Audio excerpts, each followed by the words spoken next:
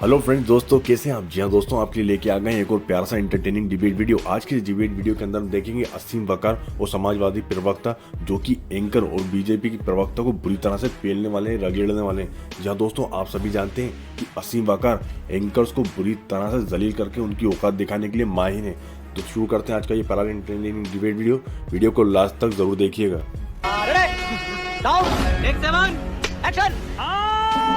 प्यारे बच्चों, जो कुछ करना था कर लो, अब्बू आ रहे हैं। पवन पांडे जी, मैं आपसे शुरू करता हूं और पहला सवाल आपसे इसलिए क्योंकि रामलला का बुलावा आएगा तो हम जाएंगे।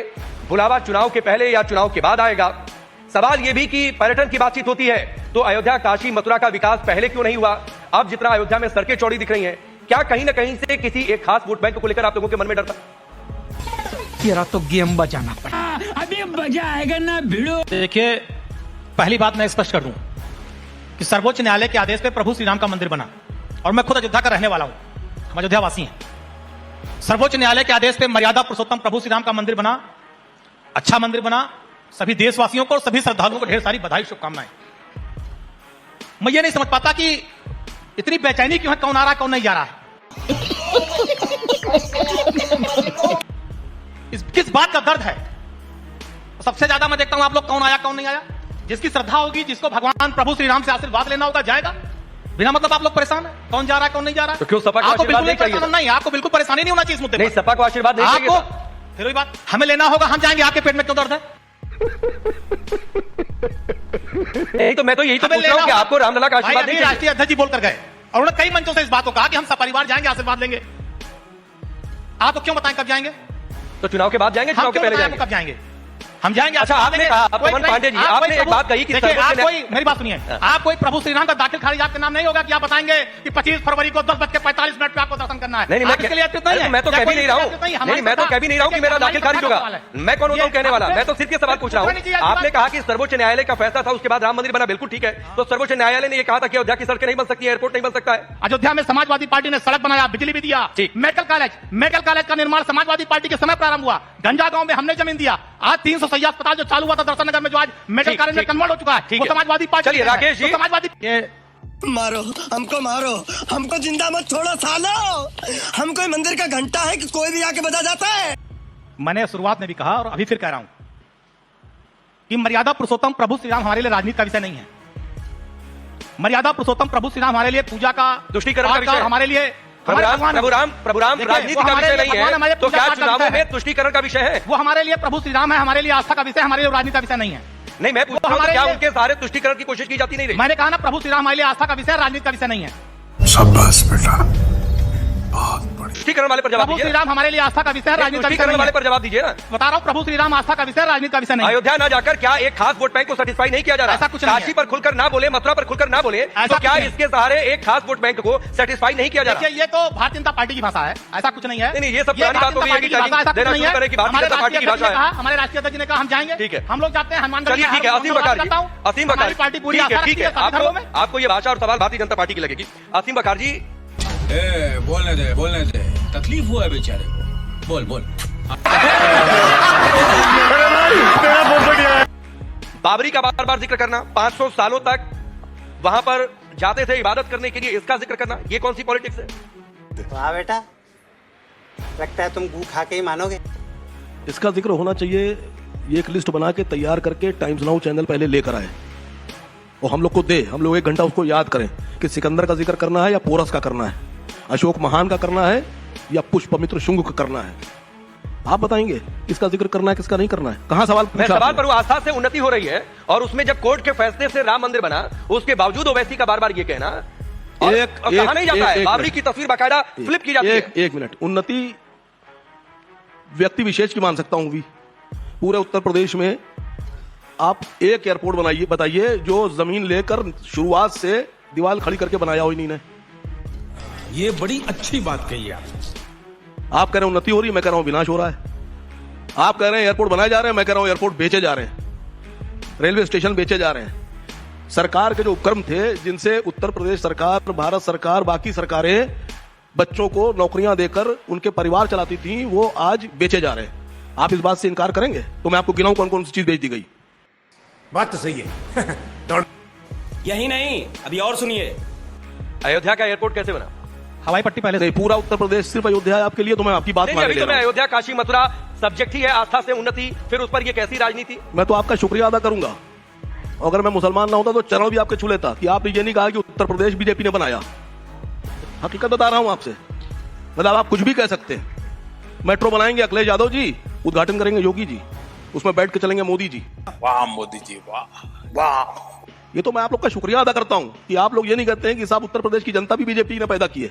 आपका बहुत शुक्रिया, धन्यवाद, मैं आभारी हूं आपका। देखिए, इन्होंने कहा कि एयरपोर्ट बेच दिए गए, रेलवे स्टेशन बेच दिए गए। है किसी की हैसियत जो एयरपोर्ट खरीद सकता है किसी की हैसियत जो रेलवे स्टेशन खरीद सकता है? ये झूठ बकवास करना, मैं उदाहरण से बता रहा हूं, उदाहरण से बता रहा हूं। अडानी चच्चा की हैसियत है। सुन लीजिए, अभी पूरी बात सुनी नहीं। अडानी चच्चा की लखनऊ एयरपोर्ट उनको बेचा गया है। सुनिए, पूरी बात सुन लीजिए, आपने पूरी बात सुनी नहीं। वहां का एयरपोर्ट का ठेका जो है पूरा पार्किंग का अडानी चाचा जी के पास है। अब सुन लीजिए, अब बहुत बात आपने पूरी सुनी नहीं। जली ना, तेरी भी जली ना।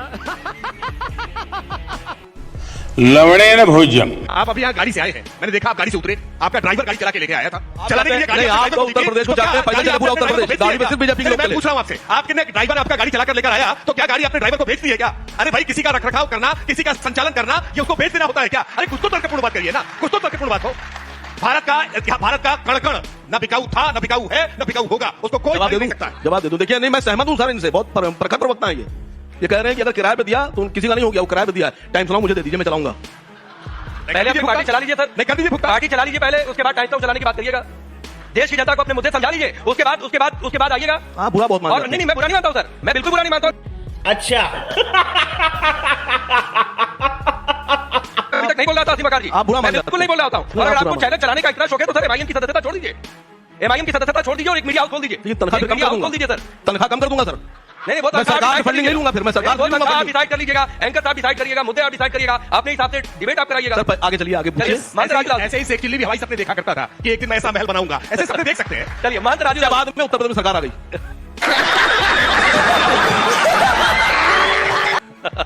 सपने देखते देखते 37 वर्षों के बाद हमने डेवलप हो जाए। आप अयोध्या का सब सुनना नहीं चाह रहे हैं, अपनी बात पढ़े। नहीं, आप अयोध्या का सब काम नहीं करना चाहते हैं। अयोध्या में एयरपोर्ट पहले पट्टी पहले थी, सुनिए, वहां जहाज उतरता था। तो पट्टी से काम चल जाता। सुनिए, आपने नहीं, हवाई पट्टी से काम चल जाता। पहले पूरी हवाई बात पट्टी से बड़े प्लेन उतार लेते बात तो सुनिए, आपने एयरपोर्ट बनाया, अच्छी बात है, लेकिन एयरपोर्ट के लिए जितनी जमीनें आपने ली, कितने किसानों की जमीन आपने ली, मुआवजा नहीं दिया। रोते हुए किसान, बिलखते हुए किसान, भाजपा के सांसद, विधायक, डीएम और मुख्यमंत्री आवास पर पड़े रहे, आपने उनकी जमीनें ले ली, उस पर सवाल कौन करेगा? सर पहले तय कर लीजिए कि मुद्दा आपके लिए क्या है।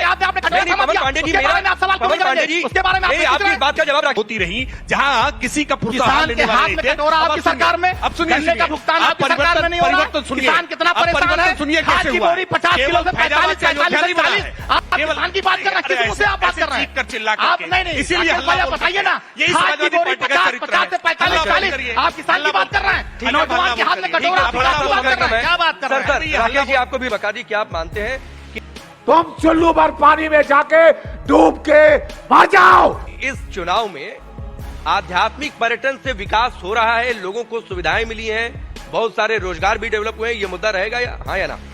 नहीं, देखिए, सबसे पहली बात तो मैं इस पर आपत्ति करूंगा कि जो अध्यात्म होता है वो कभी पर्यटन नहीं हो सकता, वो लोगों की आस्था से जुड़ा मुद्दा होता है। आप लोग भगवानों को पर्यटन से जोड़ देते हैं। मेरा आपको चाहे बात बुरी लगे, चाहे मेरी आपत्ति आप स्वीकार करें, लेकिन मैं ये कहूंगा कि आध्यात्म, धर्म, इसको पर्यटन से मत जोड़िए। विकास अलग चीज होती है, पर्यटन अलग चीज होती है। मतलब मंदिर बन जाना चाहिए था, ना सड़क बनती, ना एयरपोर्ट बनता। नहीं, ये पर्यटन कोई नकारात्मक शब्द नहीं है। आप पर्यटन का मतलब जो है मौज मस्ती, सैर सपाटा केवल मत समझिए। अच्छा, ठीक है, समझ गया। पर्यटन का मतलब दर्शन करने जाना, तीर्थाटन करने जाना, वो भी पर्यटन के साथ ही जुड़ता है। अब दुर्भाग्य ये है कि आप पर्यटन को नकारात्मक शब्द में देखते हैं, हम पर्यटन को सकारात्मक तौर पर देखते हैं। आपका शुक्रिया। 2014 से पहले मैं समझता था पर्यटन मतलब टूरिज्म, और 2014 के बाद पर्यटन मतलब पूजा। बहुत शुक्रिया आपका सर, थैंक यू। पर्यटन में पूजा करते हैं, आप पर्यटन में काम दूजा करते हैं, बस इतना अंतर होता है। आप परेशान हो जाते हैं सर। अभी बता है भाई, अभी बता है, अभी तूने उंगली किया ना, अभी बता है। अगर आप इतना बढ़िया काम कर रहे हैं तो अयोध्या के अलावा आधे घंटे में आपने कोई शहर का नाम ही नहीं लिया। नहीं, हमने प्रयागराज का एक भी नाम नहीं लिया आपने। हमने काशी का भी नाम लिया, चौरा हमने मथुरा का भी नाम लिया, और ये नाम लिए जाने चाहिए थे। 75 सफाई रखने से नहीं होता है ना सर। 75 जिले हैं उत्तर प्रदेश में। 75 जिले में ये बात होने लगेगी तो कहेंगे कोई जिला ही नहीं छोड़ा। सर सवाल पूछना चाहिए इनको, आप पूछने लगते हैं सर। मैं तो सवाल ही पूछने के लिए हूँ, जवाब देने के लिए है। जवाब देने दीजिए ना उनको, मैं उन्हीं से पूछ रहा हूँ, आपसे नहीं पूछ चलिए रहा हूँ। राकेश जी, आखिरी आपका जवाब। आप ये बताइए। सहारनपुर के साकुम्बरी देवी मंदिर से लेकर के मिर्जापुर के मां विंध्याचल तक हमने उत्तर प्रदेश का सहारनपुर से सोनभद्र तक विकास किया है, गाजीपुर से लेकर के गाजियाबाद तक विकास किया है। अमेठी रायबरेली का विकास। आप पर्यटन की बात कर रहे हैं, आप पर्यटन की बात कर रहे हैं। वकार भाई एक मिनट, पवन भाई एक मिनट, ये जो ताली बजा रहे हैं लोग, बात कर रहे हैं। आज सड़क पर सड़क पर्यटन कर रहे हैं, नौजवान कटोरा लेके पर्यटन कर रहा है। मैं जानता हूं के हाथ में कटोरा लेके होने वाली कमाई एक नहीं बता पाएंगे। मैं तो इतना बता दे रहा हूं कि उत्तर प्रदेश के बेसिक शिक्षा विभाग में लगातार विद्यार्थियों कितने सबमिट किए आपने, और आज भारतीय जनता पार्टी की सरकार ने इतने सबमिट किए। कल कारखाना बता दिया उत्तर प्रदेश में, सरकारी विद्यालय में पढ़ रहे हैं, ये उत्तर प्रदेश में कहीं कुछ नहीं। चलिए, इनके विद्यालय का सवाल हो, आपके सांड का सवाल हो, वो सब सवाल जनता के सामने जनता जवाब देगी। रोजगार, अस्पताल, सारे मुद्दे हैं इस देश में।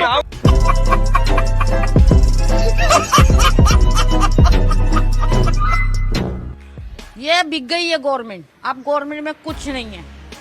जी हाँ दोस्तों, तो आज की इस डिबेट वीडियो में आपने देखा कि किस तरह से समाजवादी प्रवक्ता ने और असीम वकार जी ने दलाल चाटुकार एंकर को उसकी औकात याद दिला दी, तो बता दिया कि उसकी औकात क्या है और दलाल चाटुकारियों की कोई वैल्यू नहीं है। उम्मीद है दोस्तों वीडियो आपको अच्छा लगा।